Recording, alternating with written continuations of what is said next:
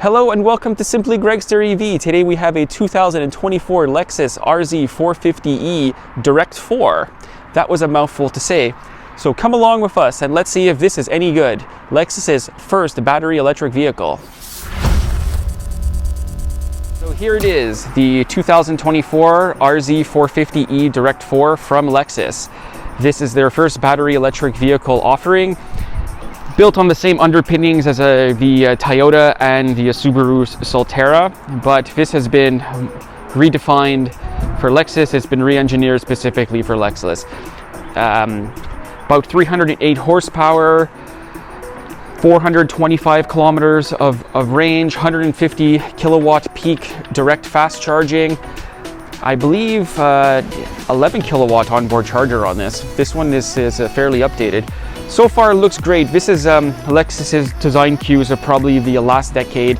All these angular extensions on the vehicle, these angular lights. This is what Lexus has been doing for the past decade, including the grille up front.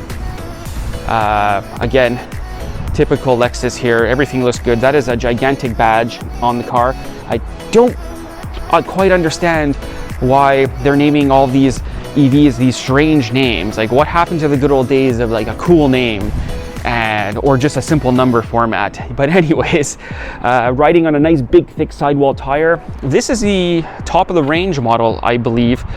I don't have the press sheet with me, but I believe this is the top spec trim. It might not have all the options, but it is the top of the range. This in Canada, I believe it starts at 59,000, 60,000, somewhere around there. This is obviously considerably more because it is dual motor, and as I said, they have your typical Lexus design cues. They've been doing this for the past, I would say, decade, maybe 12 years. These very strange front ends, you know, with the gigantic grills.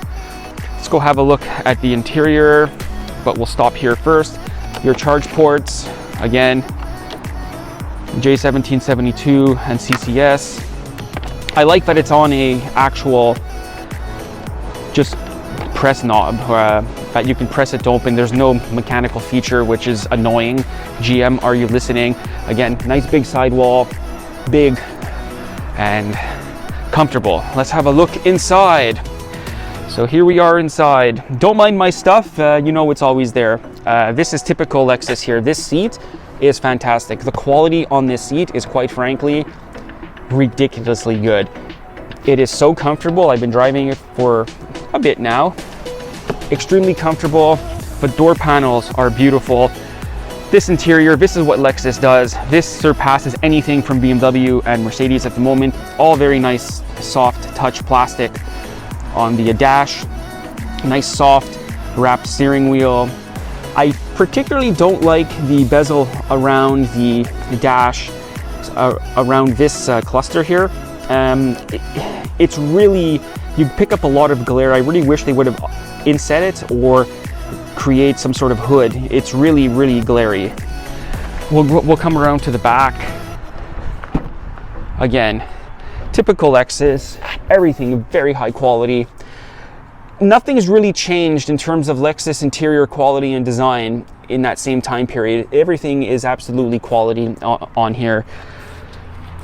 Again, very nice, very nice. I know I talk a lot about these interiors on these Toyota products, but they just do it so well. We'll come around to the back. Of course it has a power tailgate, of course, because this is a Lexus. Or does it? Oh, it doesn't have a power tailgate. Well, I was not expecting that, actually. Well, I'm keeping that in the film anyways. Again, another $60,000 vehicle that doesn't have a power tailgate. I don't understand it. I really thought that this would have one. Let's go have a look at the passenger side. Again, typical on the passenger side. Very nice, high quality stuff. And it probably has a frunk. Let's go see the frunk. I know I'm being long-winded this time, but wow, that tailgate thing really annoys me. I know it's not going to have a frunk. We know it's not going to have a frunk. But let's go have a look anyways. And it's always beeping. Let's see where the release is. It's over here. They never tell you, of course. Again, nothing much happening up here. Same thing as that Toyota we had a few weeks ago. Same thing. The front is not a deal breaker. Let's have a look inside properly. All right, we are properly inside now. I hope that exterior tour didn't bore you too much. Still annoyed about that non-powered tailgate. I don't know what's up with that. But again, they're very, very nice in here. Everything is quality Lexus. You have your phone warming device here, wireless charger, 3 USB-Cs, which is pretty awesome. These are 20-watt chargers on here actually. So you could charge up your phone pretty quick, or you could roast it in the oven. What else can I show you here? Again, typical, everything feels good. A couple nice screen over here. Again, this is not unlocked and we can't play any music, but all this is pretty good in here. Very nice big display, very crisp, very clear, not like my voice sometimes. But yeah, if you already have a Lexus, you are used to this, and it has that knob again where you have to press down for it to activate. I find that quite annoying. I don't know why they do that. They just give you either a button to press or a gear stick. So yeah, let's I think that's about it. All I can show you in here. I'm not really a tech guy on this side of things. But yeah, it works. Working is screen. That's great. Does navigation work in here? You have to go through that connected drive experience thing. Yeah, I get it. Yeah, so yeah, that's nice and techy. Let's go for a drive and see what the RZ450e is all about. Boy, these names, sometimes they're naming these cars. I know I keep ranting about it, but I don't understand what's going on at the marketing department. They make them so complicated. First off, sitting inside, the seats are extremely comfortable. I don't have to visit my chiropractor or to get rebent into shape after sitting in one of these seats. It is so comfortable in here. You get into a Model Y and it feels like you're sitting on a cardboard box or a pile of rocks. But in here, absolutely comfortable, quiet. You don't hear any motor engagement from the electric motors. Everything is very smooth, very quiet, as I would expect from a Lexus. And a lot of auto journalists were always ranting about Lexus and the whole Toyota program, saying they don't know how to make EVs. I don't know about that. They just do things differently, as we mentioned before. Handling, well, you know what? This is an SUV at the end of the day. No one's bringing this to a track day. No one's really attacking the corners in this thing. It handles okay for what it is, but it's the ride. That's what's most impressive. It's on a nice, thicker sidewall. The ride is very compliant. The suspension tuning on this is fantastic. It is so comfortable, and it is so comfortable and smooth where it doesn't even feel that you're driving an EV, because every SUV I've driven, or car in general, has always been on the harsh side, because as I mentioned before, they keep running these insane spring rates and these insanely stiff suspensions. But Lexus seems to have figured out this ride. It is very smooth, as I said, very compliant, and especially here, the roads are terrible. If you live in Montreal, you know how bad the roads are, and this is what you need, something of a nice big sidewall and very soft suspension. But it does go around the corner well. Performance-wise, as I've mentioned, 308 horsepower, dual motor, so all-wheel drive.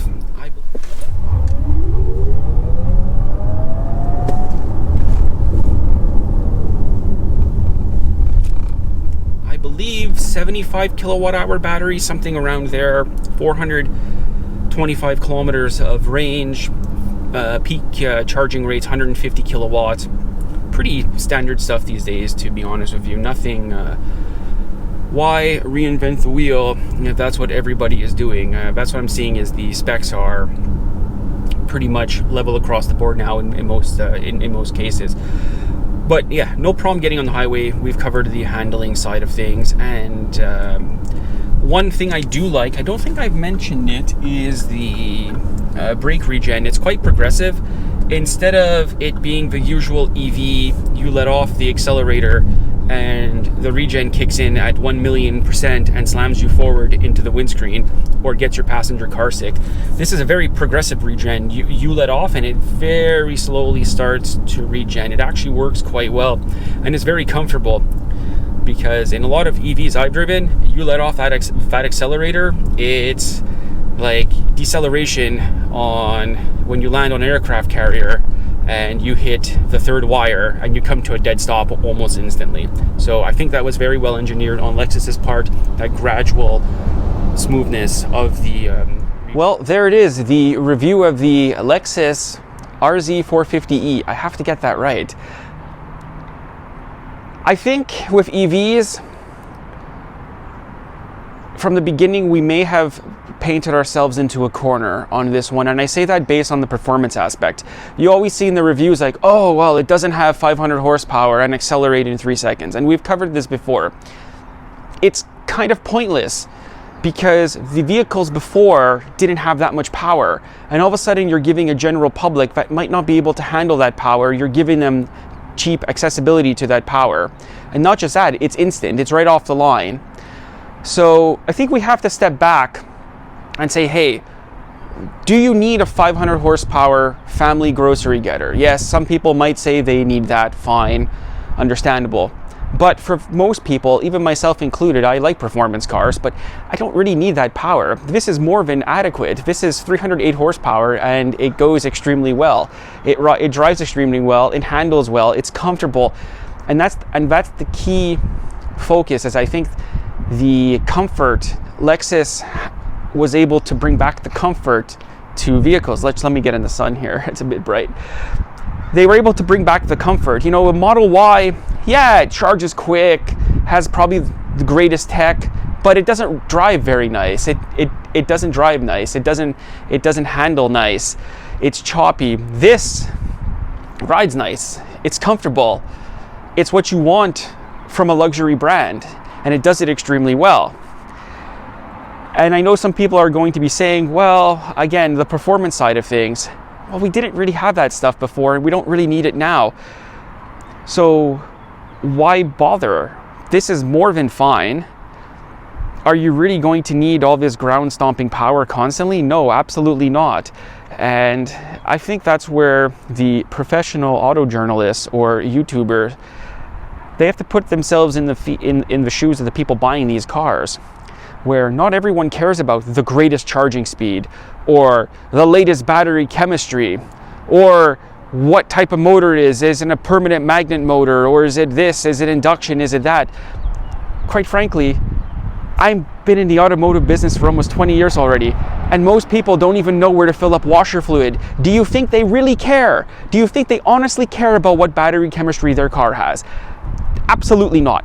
Absolutely not. If the general public can barely put washer fluid into the car or figure out where their hood latch is, or even checking air pressure, they do not give a, you know what I'm going to say, about battery chemistry or wackiest charging speeds. They look affordability, does it fit my needs, and is it nice to drive and nice to look at? That's what it is. And this is nice to drive, it's nice to look at, a beautifully built, impeccably built vehicle. And for that, I'm going to say this is probably the best EV I've driven. And that BMW iX we had in Europe was really good. I think this is the best EV I've driven to date. They nailed this one, and I don't quite understand why it was getting so much negative press on YouTube. So again, thank you for watching, and remember to like and subscribe if you've made it this far in the film. We'll see you next time.